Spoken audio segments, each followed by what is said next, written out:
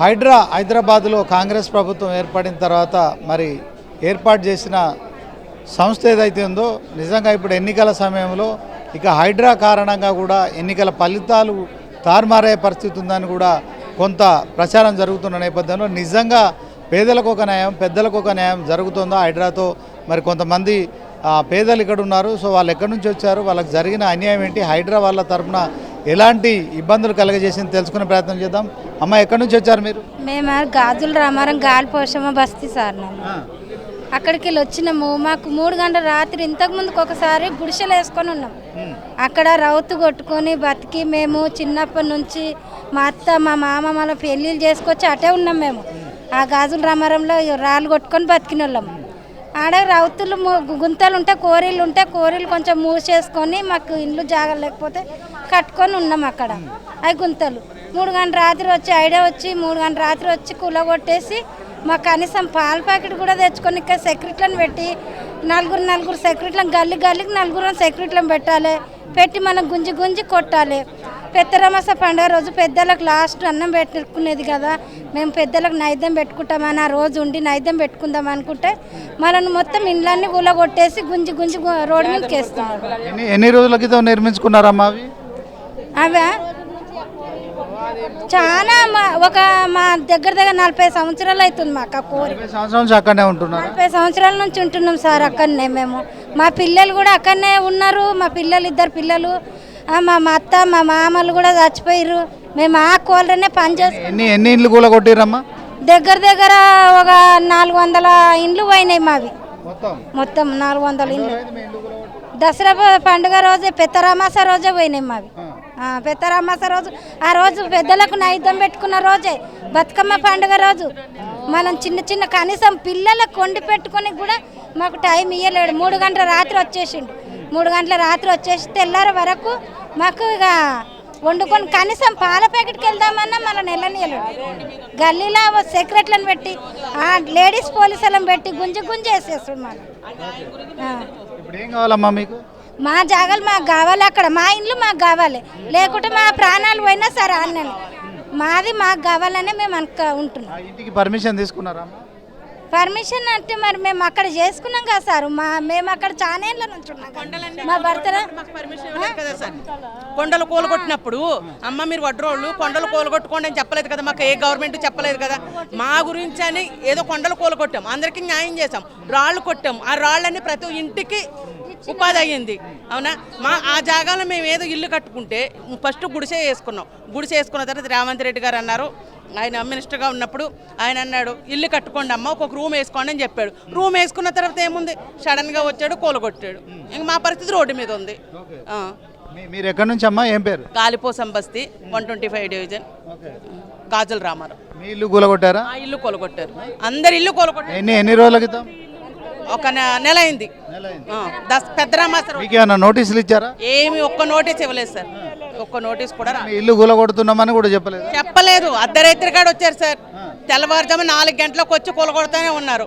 ఏంటి మాకు ఏది చెప్పలేదు కదా అని మేము అడిగితే మీకు చెప్పేది ఏంటని చెప్పి ఇంట్లోంచి లాగుతూనే ఉన్నారు. ఇంకా పరిస్థితి ఏంటి సార్? మీ పరిస్థితి ఏంటమ్మా? మా ఇల్లు కూడా కూలగొట్టాను సార్. గాలిపోషమ్మ బస్తీ నెల రోజులు అవుతుంది కూలగొట్టి. అందరిది ఒకటే బస్తీ మాది, అందరిది. అక్కడ పని చేస్తారమ్మా మీరు? కూలి పని చేసుకొని బతుకుతాం సార్. కూలి పనికి పోతాం, ఏం పని చేయము. 4 గంటలకు వచ్చి దారుణంగా ఇంట్లోకి వెళ్ళి అందరు పిల్లలు పండుకొనే ఉన్నారు, ఎవరి పిల్లలు లేరు. అయినా బయటికి గుంజుకొచ్చి పండుకున్న నిద్ర మబ్బుల పిల్లలకు అందరికీ బయటికి వచ్చి కూలగొట్టిండ్రు చాలా దారుణంగా. ఇల్లు అవుజు అని దారుణంగా. ఇప్పుడు ఎట్లా ఉండాలి, ఏం మా పరిస్థితి ఎట్లా సార్? ఇప్పుడు ఏం చేయాలి? మా ఇల్లు మాకు కావాలి, మా జాగా మాకే కావాలని కోరుకుంటున్నాం. మేము కూడా అక్కడే సార్, గాలిపోసమ్మ బస్తీ గాజుల రామారావు. మేము పుట్టినప్పటి నుంచి ఇక్కడే ఉన్నాం సార్. చిన్న పిల్లలకు కానీ ఇంకా పుట్టి పెరిగి ఇక్కడే, మేము ఆ పెళ్ళి కూడా ఇక్కడే ఉన్నాం సార్. కొత్త సంవత్సరం నుంచి ఇక్కడ ఉన్నా కూడా మా ఇల్లు కూడా కూలగొట్టారు సార్. మా ఇల్లు కూడా ఇన్ని రోజులు హైడ్రా లేనిది ఇప్పుడు యాడికెళ్ళి వచ్చింది సార్. రేవంత్ రెడ్డి వచ్చినప్పుడే హైడ్రా వచ్చిందా? ఇంతకుముందు ఎందుకు లేదు? మాకు చిన్న చిన్న పిల్లలు మాకు పూటకు చేసుకుంటే కచరా ఏరుకొని బతికేటోళ్ళం. ఇప్పుడు ఎక్కడ ఉంటారమ్మా? ఇప్పుడు ఎక్కడ ఉంటున్నాం? అక్కడనే ఇప్పుడు కిరాయిగా ఉంటున్నాం సార్. ఉంటున్నాం అక్కడ పక్కల పోయి. మీకు నోటీస్ ఇవ్వలేదా? నోటీస్ ఇవ్వలేరు, ఏం చేయలేరు అసలు. ఊకే కూడా వచ్చి కూడా చెప్పలేరు సార్. దసరా రోజే మేము పెద్దలకు పెట్టుకుందామా, లేకుంటే రేవంత్ రెడ్డికి ఇక చెప్తే కూడా బాగుండదు. మీరు ఎక్కడి నుంచి బాగా? ఫిర్యాదు కూడా ఫిర్యాదు కూడా పర్వతం జరిగింది మీ దగ్గర ఏం జరిగింది? మా ఫ్రెండ్ చెప్పండి. మాది అది హైదరాబాద్లో యాక్చువల్లీ మాది అన్ని పర్మిషన్స్ ఉన్నాయి. 1 సర్వేలో వస్తుందని చెప్పేసి కూలగొట్టారు. 1 సర్వేలో 6 ఎకరాల 33 గుంటలు అని చెప్పారు. కానీ వాళ్ళు కూలగొట్టింది మాత్రం ఓన్లీ 4 గుంటలే. 4 గుంటలు కొట్టారు. మిగతా అందరివి అంతకుముందు కార్పొరేటర్ కాంగ్రెస్లో పోకముందు వాళ్ళకి కొన్ని టచ్ చేసి కూలగొట్టారు. ఆయన కాంగ్రెస్లో పోగానే వాళ్ళు అన్నీ కట్టుకొని ఇచ్చారు. మాయ మాత్రం మొత్తం కూలగొట్టేశారు. మొత్తం నేలమట్టం వేశారు. వాళ్ళు ఏమో జస్ట్ గేట్లు కూలగొట్టిపోయారు. అంటే మీకు అన్ని పర్మిషన్లు ఉన్నా కూలగొట్టారు? పర్మిషన్స్ ఉన్నాయి. ప్రాపర్టీ ట్యాక్స్ కూడా 5 ఇయర్స్ నుంచి ప్రాపర్టీ ట్యాక్స్ కూడా కడుతున్నాం. ఎన్ని రోజుల క్రితం ఇల్లు కట్టుకున్నారు? ఇల్లు 2020లో కట్టాం మేము. 20లో కట్టాం. సో అప్పుడు పర్మిషన్ తీసుకో municipality? Municipal permission, HMDA permission అన్నీ ఉన్నాయి. ఎందుకు కూలగొట్టారు? ఇది సర్వే నెంబర్ 1లో వస్తుందని చెప్పేసి కూలగొట్టారు. సర్వే నెంబర్ 1లో మాది ఒక 23 ఎకరాలు ఉంది. అందులో 6 ఎకరాల 33 సర్వే నెంబర్ బఫర్ జోన్లు ఉందా? ఎఫ్డిఎల్ లేదు, బఫర్ జోన్ లేదు, అక్కడ ఏం లేదు. సర్వే నెంబర్ 1 సీలింగ్ ల్యాండ్ అని చెప్పారు.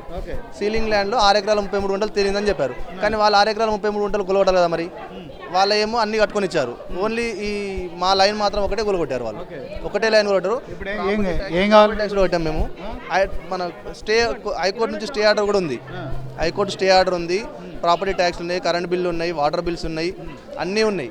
విత్ హెచ్ఎండిఏ లేఅవుట్, మన లేఅవుట్ పర్మిషన్. కూలగొట్టింది ఎవరు? హైడ్రా వాళ్ళే.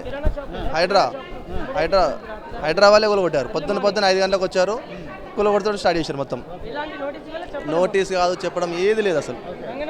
మరి ఇప్పుడు న్యాయ పోరాటం చేస్తున్నారా? ఏమంటారు? మేము కోర్టులో కేసు వేసాము. మాకు స్టేటస్కో ఇచ్చారు కోర్టులో. ఇప్పుడు అది ఫెన్సింగ్ వేసి పెట్టారు వాళ్ళు.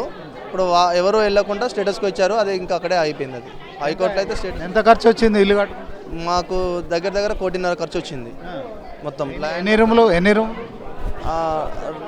కిరాణం షాప్ ముందట, వెనకకి సింగిల్ బెడ్రూమ్ ఇల్లు.